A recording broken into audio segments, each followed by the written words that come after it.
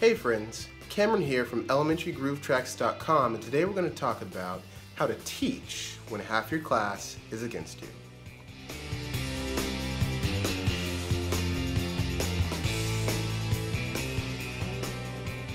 One thing you can do when trying to teach with half or more of the class misbehaving is to divide and conquer. And what you'll do is you'll divide the students who are doing the right thing, who are ready to learn, from the students who are doing the wrong thing and causing problems. The reason why you want to do this is because when you have a number of students who are clustered together and they're talking or playing or doing the wrong thing, it creates energy and momentum, and then more students decide they want to be a part of that instead of doing what they're supposed to do. So what you can do is if you receive a line of students and maybe you've got that cluster of talking kids in the back, you can one by one take students out who are doing the right thing. Join this line over here, you can move over here. And what happens is students start to notice that the students who are doing the right thing get to be in another line. They switch up their behavior and then they get added to the line. Eventually you might have 3 or 4 students who are still playing and are still bent on not doing the right thing, and then you can handle that smaller group instead of having half or more of your line kind of unfocused and not doing the right thing. Another thing you can do is to try the right way. You can have an alternative activity that's writing based for the students to do if they're not doing the correct thing, if they're not showing a positive attitude or being focused and ready for class. So when you get your students, you notice the ones who aren't doing what they're supposed to do. If they can't do the right thing, then they'll do the right thing. And you can have a separate activity for them until they can rejoin the class and be a productive member of whatever ensemble or musical lesson that you've got going on. Another thing you can do, the third thing, is give the instruments a break, or your students will. So if a student can't stand in a line, be ready for class, have their hands by their sides or to themselves, why would you ever give them an instrument? It just doesn't make sense, because if they're playing around with nothing, if you give them an object, they might whack their neighbor or do something they shouldn't be doing, or even break the instrument or hurt somebody.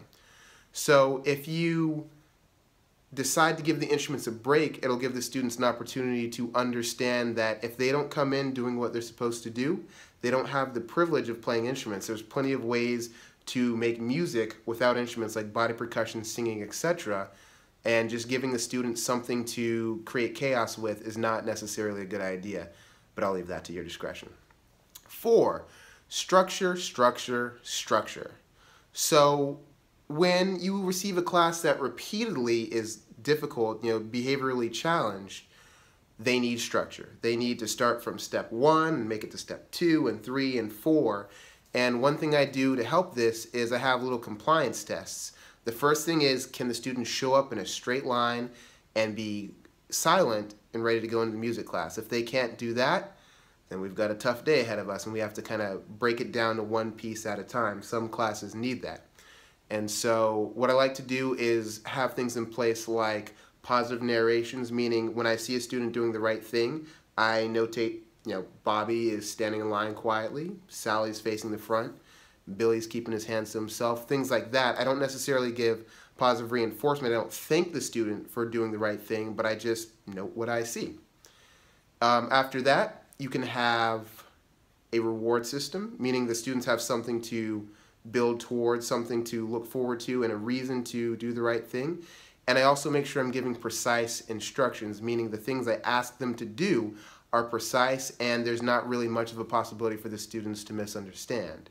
If I do that, then I set up the framework for student success, and I've given them structure to be successful in my music class.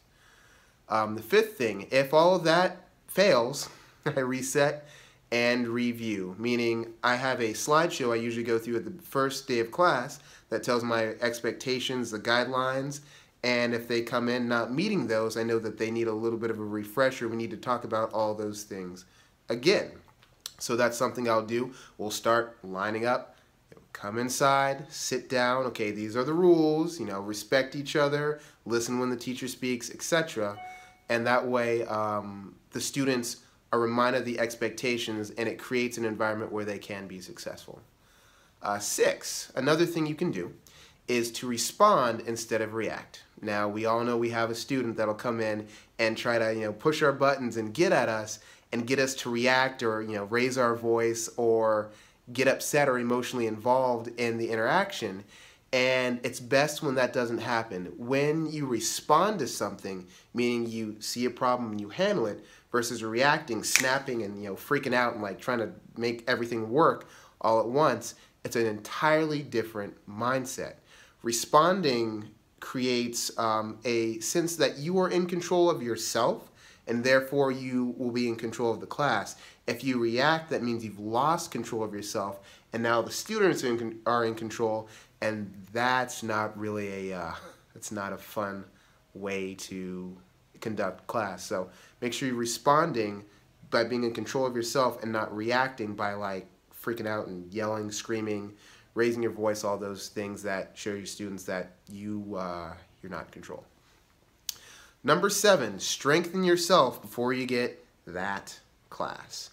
So one thing I like to do is get myself in a mental mindset and a mental state of readiness before I receive a difficult class, because then I'll be more focused, I'll be more clear, and more able to handle whatever that class might bring that day. One thing I do is I focus on my breathing, and I kind of work through in my head and prepare for all the possibilities. That way when they get there, I'm ready, and they see me, and there's a sense of confidence and certainty.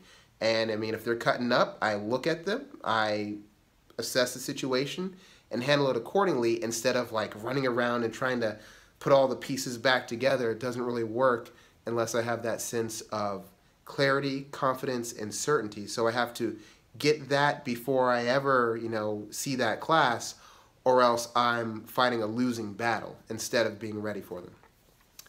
Number 8. So this one's important. It's kind of a mindset. It's important to remember that their negative behavior is not your fault. However, it is your responsibility.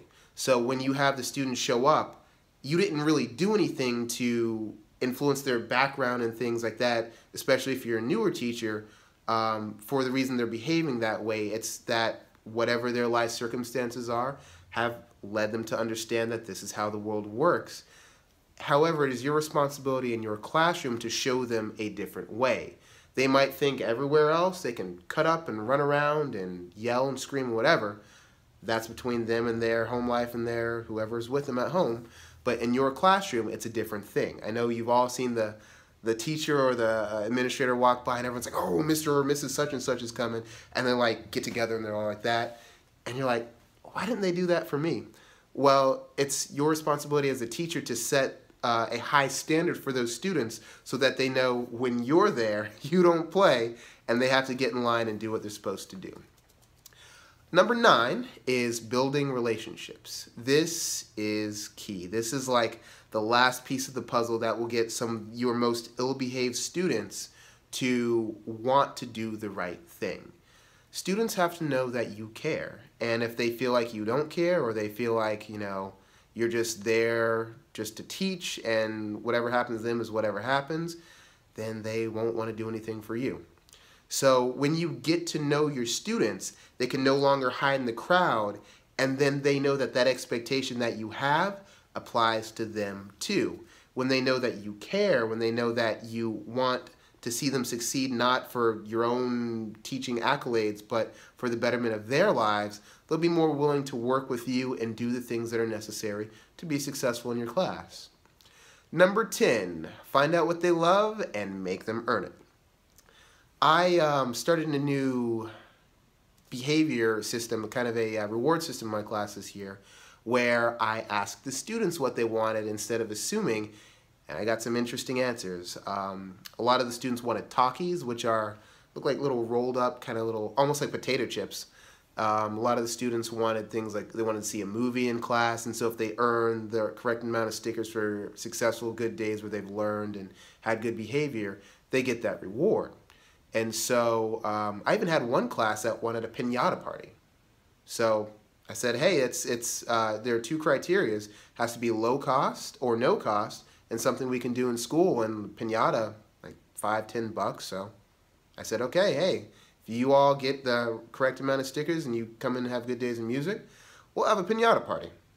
So taking the time to find out what your students love and what they want will motivate them to want to do the right thing. It's part of the whole structure thing where there's a consequence for doing the wrong thing and there is a reward for doing the right thing. Sometimes the reward is the joy of making music itself, and it's also important to have a reward that the students want. And so I had them list 5 different things. They chose the one they wanted the most, and the agreement is if they come in correctly, they learn what they're supposed to learn, and their behavior is good, they get a sticker for that day, and once they get however many I require, then they get their reward. And so those are 10 things that you can do to help deal with a class and help you teach with a class where half of the students are against you or more. Sometimes it's an entire class that has behavioral difficulties.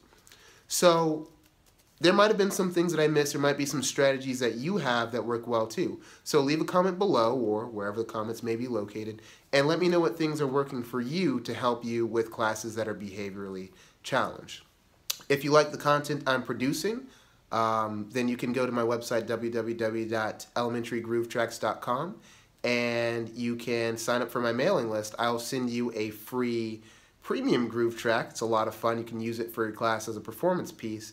And all the free content I produce every week will be in your inbox. Again, this is Cameron from elementarygroovetracks.com, and I hope these tips help.